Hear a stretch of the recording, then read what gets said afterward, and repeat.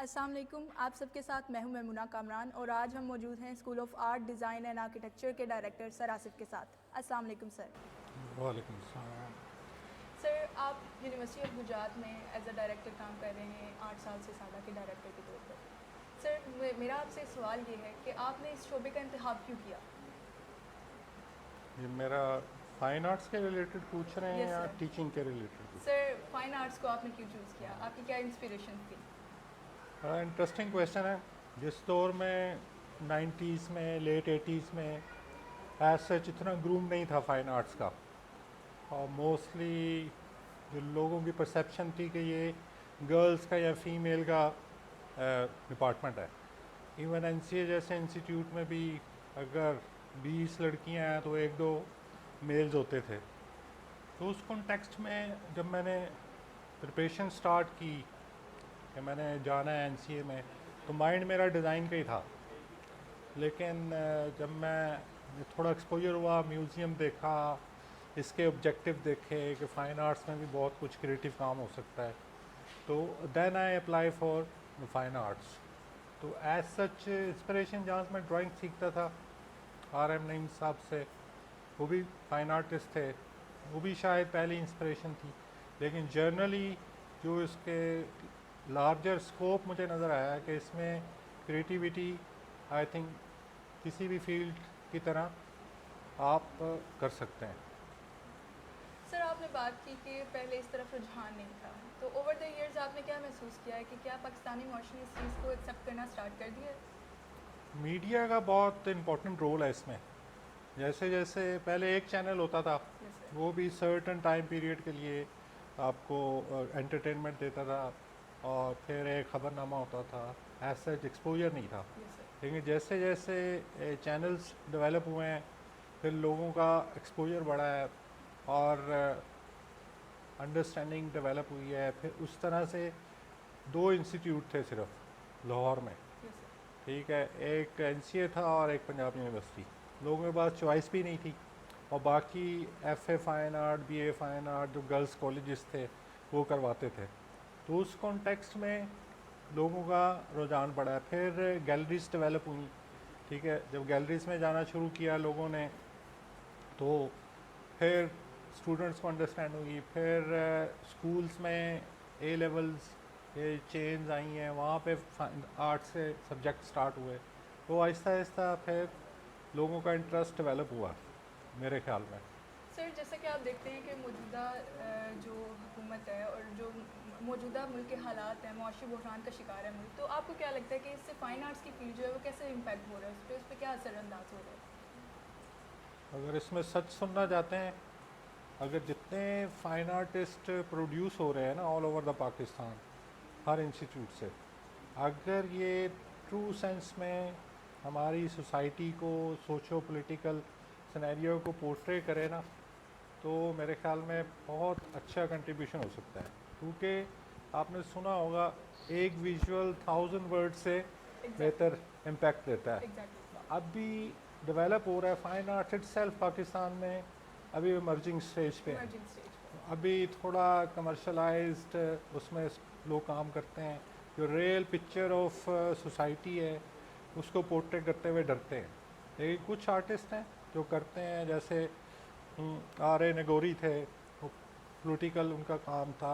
जमाल शाह साहब हैं, पॉलिटिकल काम करते हैं, लेकिन उसकी अंडरस्टैंडिंग और फिर जो रिस्ट्रिक्शन है हमारी सोसाइटी में, ठीक है, उस वजह से लोग थोड़ा डरते हैं, थोड़ा सिंबॉलिक डायरेक्ट उस तरह से बात नहीं करते। Yes sir. सर, मुआशी बहरान की बात हो रही है, तो आपसे मेरा सवाल ये है कि आपको क्या लगता है कि फ़ाइन आर्ट्स जो है वो इस मुआशी बहरान में मुल्क के लिए क्या साबित हो सकती है, कि क्या वो इस मुआशी बहरान से मुल्क को निकालने के लिए कोई रोल अदा कर सकती है? आई थिंक ये एक फील्ड की रिस्पॉन्सिबिलिटी नहीं है, कलेक्टिव रिस्पॉन्सिबिलिटी होती है सोसाइटी की। फाइन आर्टिस्ट अपना रोल प्ले कर सकता है, अवेयरनेस कंपेन्स के थ्रू, एग्जीबिशंस के थ्रू अपना पार्ट एक प्ले कर सकता है। अगर अदरवाइज़ ओवरऑल देखें तो आई थिंक हर शोबे की रिस्पॉन्सिबिलिटी है, आर्किटेक्चर की भी, डिज़ाइन की भी, और इवन आपकी फील्ड जो मैस कॉम है उसकी भी रिस्पॉन्सिबिलिटी यस है। सर। फिर एक कलेक्टिव जो है ना, एक डायलॉग डेवलप होता है, कैंपेन चलती है, फिर लोगों को अवेयरनेस आती है। और इसमें आई थिंक माशरे का पढ़ा लिखा होने से ज़्यादा बाशऊर होना ज़रूरी है, वो मुझे लगता है थोड़ी कमी है अभी। सर साडा की बात करें तो आप 8 साल से यहाँ पे डायरेक्टर हैं, तो साडा के स्टूडेंट्स के बारे में आप क्या बताएंगे कि साडा के स्टूडेंट्स यहाँ से डिग्री कंप्लीट करने के बाद किन किन शोबों में जा सकते हैं? ये बड़ा अच्छा क्वेश्चन है आपका, इसको मैं थोड़ा सा एलेबोरेट करूँगा यस अगर टाइम है आपके पास। Sure sir. नंबर वन, यहाँ का जो यूओजी का स्टूडेंट है, specially school of art design architecture का, मैं पर्सनल स्टूडेंट के साथ काउंसलिंग सेक्शन भी करता हूँ। तो आई फील के एक सबसे बड़ी बात लगती है मुझे कि जो स्टूडेंट पढ़ ही नहीं सकता था, पता ही नहीं होना था उसको इस फील्ड का, एटलीस्ट वो इंडल्ज हो रहा है और वो कुछ ना कुछ यहाँ पे सीख रहा ग्रूम कर रहा है, सीख रहा है। अब नंबर टू, अभी जब से मैं यहाँ पे हूँ और उससे पहले से भी डिज़ाइन और आर्किटेक्चर के स्टूडेंट तो एक स्पेसिफिक फील्ड्स हैं, वो इंडस्ट्री में जाते हैं, फिर कुछ अपना काम करते हैं, को आर्किटेक्ट के साथ काम करते हैं। अब इवन फाइन आर्ट्स के जो स्टूडेंट्स हैं वो भी बड़े एक्टिव हो गए। हमारे 4 से 5 स्टूडेंट ऐसे हैं जिन्होंने इंटरनेशनल अवार्ड्स भी अचीव किए हैं, नेशनल अवार्ड भी अचीव किए हैं, यंग आर्टिस्ट अवार्ड भी अचीव किए हैं, और ग्रेजुएट होने के बाद वो पर्सनल स्टूडियोज़ के साथ साथ अपना गैलरीज में भी इन प्रोफेशनली काम कर रहे हैं। इवन वो अच्छा खासा महंगा काम सेल कर रहे हैं और पार्टिसिपेट कर रहे हैं इन एग्जीबिशंस। तो इसी तरह देखते देखते फिर जो जूनियर्स हैं वो भी देखते हैं कि इस काम में स्कोप है, वो हमने माइंड सेट या टोन सेट हो चुकी है कि ये एज अ प्रोफेशनल अडॉप्ट किया जा सकता है और इससे आप अपना प्रोफेशनली खा कमा सकते हैं। सर आपने अपने स्टूडेंट्स के अचीवमेंट्स के बारे में बताया, तो विच मीन्स कि हमारे स्टूडेंट्स में वो पोटेंशियल है कि वो इस तरह से काम कर सकते हैं, इंडस्ट्री में जा सकते हैं। क्या आपको लगता है कि एक ऐसा प्लेटफॉर्म है हमारे पास पाकिस्तान में कि जो इनको सपोर्ट करे? ऑप्शन है लेकिन डिफरेंट पॉकेट्स में है, अभी उसने जर्नलाइज नहीं है। जैसे सिंपल स्टूडेंट ग्रेजुएट हुआ है वो किसी फॉरम पे जाएगा और उसको वो ग्रूम करेंगे। पॉकेट्स में है, कुछ आर्टिस्ट की लॉबीज़ हैं, कुछ गैलरीज की लॉबीज़ हैं, उसको वहाँ पे जाके अपने आप को इंट्रोड्यूस करवाना पड़ता है। अभी ऑनलाइन कुछ फॉरम्स डेवलप हो रहे हैं जिसमें बिल्कुल फ्रेश ग्रेजुएट अपने आप को इंट्रोड्यूस कर सकता है और वो अपने आप को मनवा सकता है फील्ड में। और कुछ गैलरीज़ हैं जो यंग आर्टिस्ट को प्रमोट करती हैं। पब्लिक लेवल पे अलमरा है जो कि हर साल यंग आर्टिस्ट एग्जीबिशन कराती है, स्टूडेंट को अपॉर्चुनिटी मिलती है। फिर एक लोकल गैलरी है इस्लामाबाद में, गैलरी 6, वो भी यंग आर्टिस्ट को बड़ा अच्छा कैटर कर रही है। सर एज अ डायरेक्टर साडा को जदीद तकाज़ों के लिहाज से हम आम करने के लिए आपके पास क्या प्लान है, कि आपके फ्यूचर प्लान्स क्या हैं कि साडा को कैसे एक्सपेंड कर सकते हैं? इसमें कुछ न्यू प्रोग्राम्स आप इंट्रोड्यूस करवाएंगे? ये भी बड़ा क्वेश्चन, फ्यूचरिस्टिक क्वेश्चन है।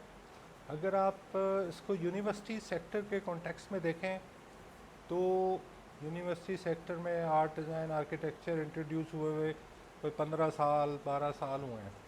तो अगर इस टाइम स्पैन को देखें तो मेरे ख्याल में जो हमारा स्कूल है यूनिवर्सिटी ऑफ गुजरात में, school of art design architecture, ये वन ऑफ द बेस्ट है।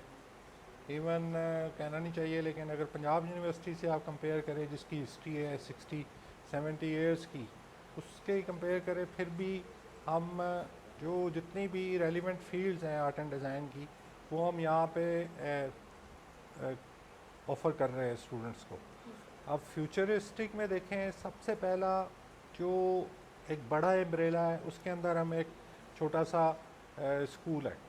अगर कल को ये फैकल्टी में कन्वर्ट होता है तो फिर ओपनिंग शायद हमारे लिए खुल जाएंगी, डीन होगा, अलहदा बजट होगा, फिर हम नए प्रोग्राम्स और जो पोस्ट ग्रेजुएट लेवल पे हम प्रोग्राम स्टार्ट कर सकते हैं, एमफिल पीएचडी तक हम जा सकते हैं।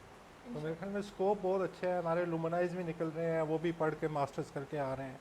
तो पहले हमें फैकल्टी दूसरे इंस्टीट्यूट से लेनी पड़ती थी, अब हमारे पास जब ये विजिटिंग के इंटरव्यू देने आते हैं तो बड़े पोटेंशियल कैंडिडेट्स हमें मिल रहे हैं। और इंशाल्लाह मैं पूरी उम्मीद हूँ कि अगर हम फोकस रह के काम करते रहें तो ये किसी भी नेशनल आर्ट इंस्टीट्यूट्स के लेवल पे भी काम कर रहा है और इससे आगे भी जा सकता है। इंशाल्लाह। सर, हमने बात की आर्ट की बात की, मैं आपसे पूछना चाहूँगी आपके नज़दीक आर्ट क्या है?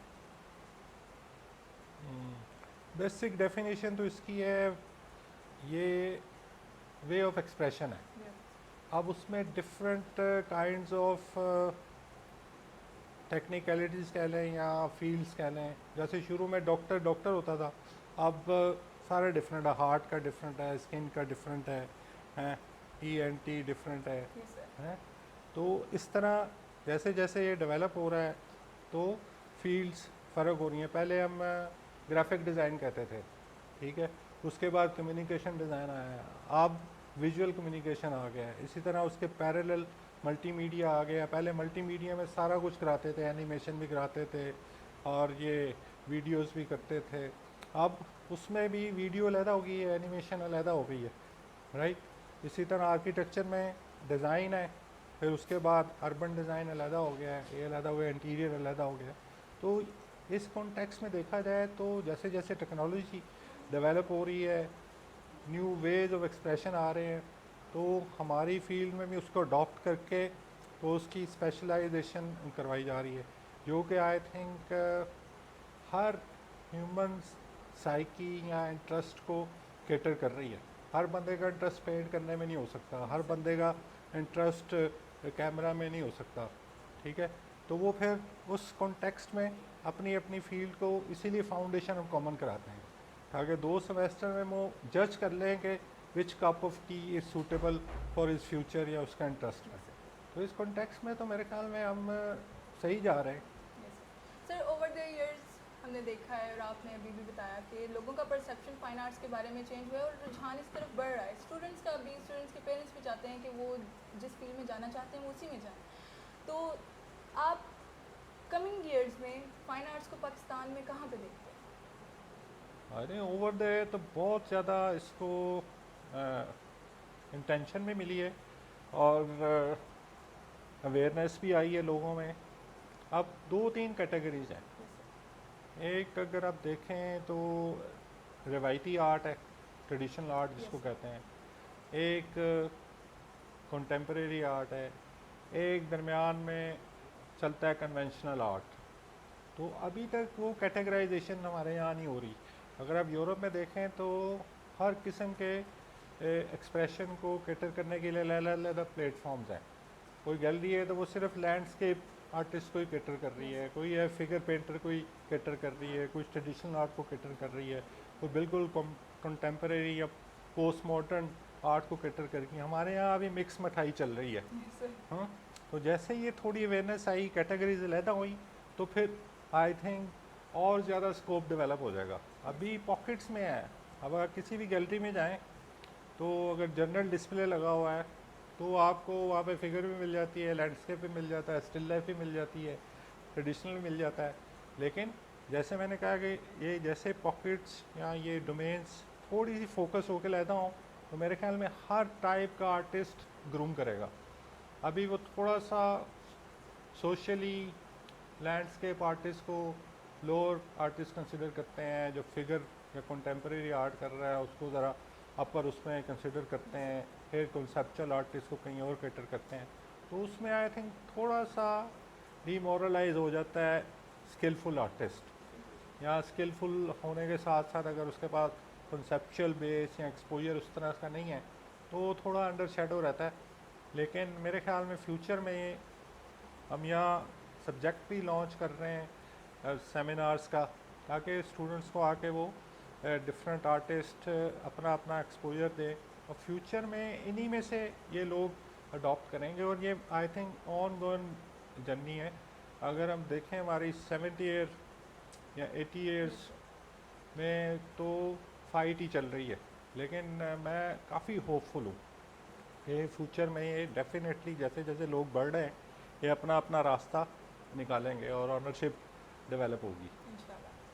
सर, आखिर में अपने स्टूडेंट्स को और जो लोग इस फील्ड को अपनाना चाहते हैं उनके लिए आपका क्या पैगाम है?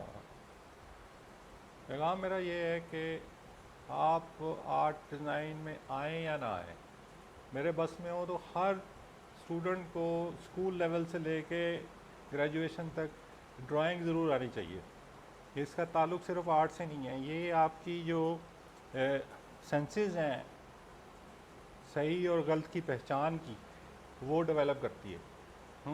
तो जो आ जाता है वो तो कॉन्शियसली ज्वाइन कर रहा है, लेकिन अगर आप इसको स्कूल लेवल पे या इंटर लेवल पे कंपलसरी सब्जेक्ट की तरह कराएं, मेरे बस में हो तो मैं तो अपने बच्चों को भी करवा रहा हूँ, ठीक है, आए ना आए इस फील्ड में, लेकिन उनको ये अंडरस्टैंडिंग ज़रूर होनी चाहिए, क्योंकि ये दोनों साइड्स ऑफ ब्रेन को थोड़ा शार्प करती है, जो कि मेरे ख्याल में आपको चूज़ करने में या सिलेक्शन ऑफ फील्ड में बहुत हेल्प करती है। नाज़रीन, हमारे साथ मौजूद थे डायरेक्टर साडा सर आसिफ। इसी के साथ अख्ताम करेंगे अपने प्रोग्राम का। अल्लाह हाफ़िज़।